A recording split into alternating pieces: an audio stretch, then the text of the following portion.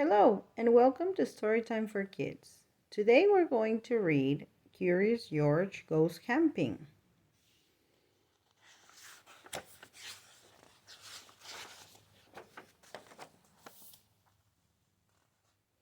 This is George. He was a good little monkey and always very curious.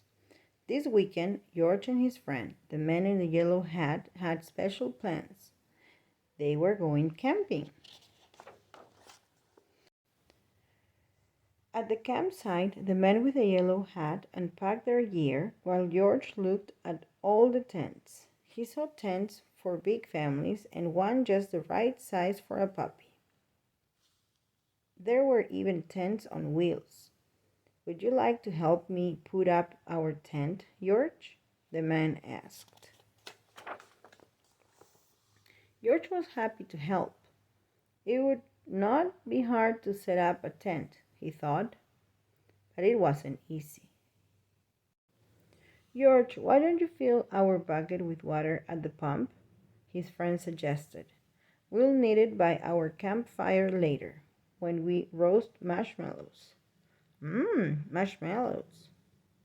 George loved marshmallows. He couldn't wait to try them roasted. "Now, don't wander off and get in trouble," the man warned.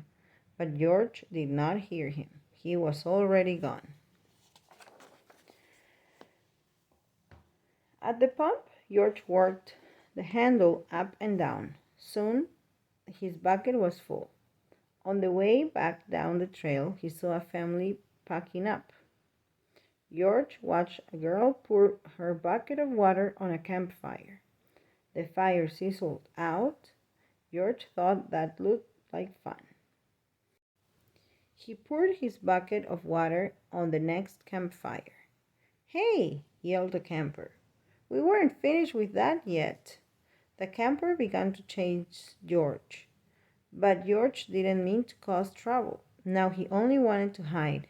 He ran into the forest as fast as he could, but the camper's footsteps followed close behind. George ran faster and faster. The footsteps came closer and closer until suddenly they were passing George. Why, it was not the camper chasing George now. It was a deer. What fun to run with a deer! Forgetting all about the camper and the marshmallows, George ran after the deer. But a little monkey cannot run as fast as a deer in the woods. Before long, George was lost and all alone. He felt tired and stopped to rest. At first, he was worried.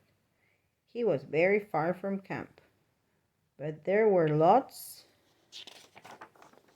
of other animals to keep him company. He saw a lizard sunning on a rock and a squirrel chattering in a tree. Then he saw the tail of a black and white kitty peeking out from under a bush. He was curious. Would the kitty like to play? George gently pulled the kitty out.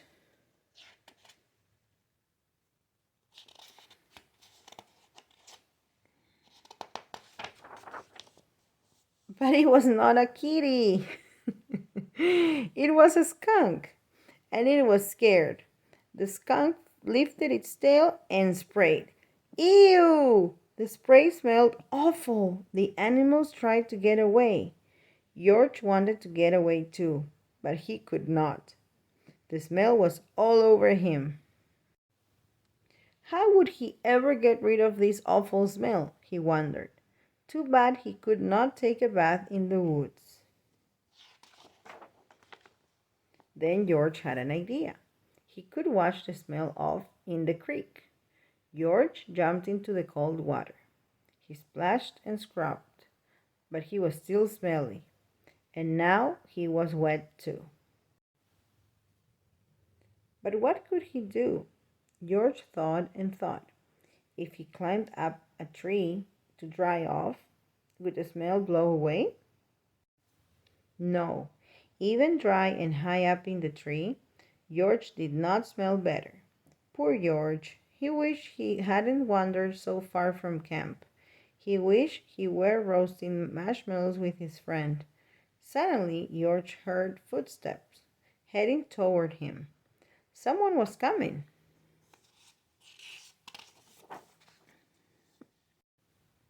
It was the forest animals, but they ran right by him. They had seen something scary, and George saw it too. It was fire. George had gotten into trouble for putting out one fire, but this fire wasn't in the campground. This was an emergency. Quickly, George climbed down the tree and grabbed his bucket. He scooped it full of water in the creek. Then, being careful not to spill, he climbed back up and swung from branch to branch through the trees. When George got close enough to the fire, he reached down and poured the water on the flames. Out went the fire with a big hiss. Just then, George's friend rushed out of the forest with a ranger. "George," he called, "I was afraid you would be here." "It's a good thing you were here, George," the ranger said. "We saw smoke from the campground, but you put this fire out in time." George was glad to help, and the man with the yellow hat was glad to see that George was safe, but he had a funny look on his face. "George," he asked, "what is that smell?"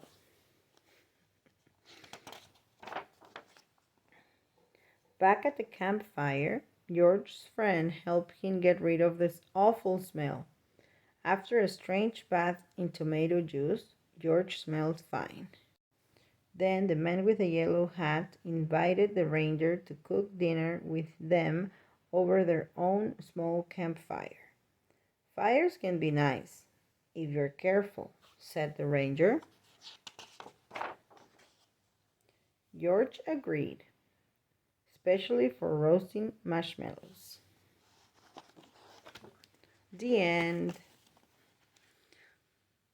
When was the last time you went camping? Tell me about it. Thank you for listening, and I will see you soon.